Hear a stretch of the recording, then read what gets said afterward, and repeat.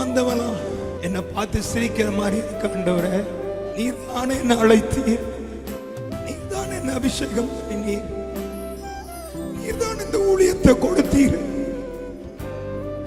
ஏன் ஆண்டவரே அவங்களை பார்த்து இனி பெண்டிங் கிடையாது. அவருடைய கரத்துல ஒண்ணு இதுவரைக்கும் இல்லாததை போல மனுஷன் உன்னை அழைக்கல, மனுஷன் உன்னை தெரிந்து கொள்ளல. தாயின் கருவில உருவாக்கும் போது உலகம் உன்னை பார்த்து எழுதிச்சு, நீ மூளையில தான் இருக்க போற.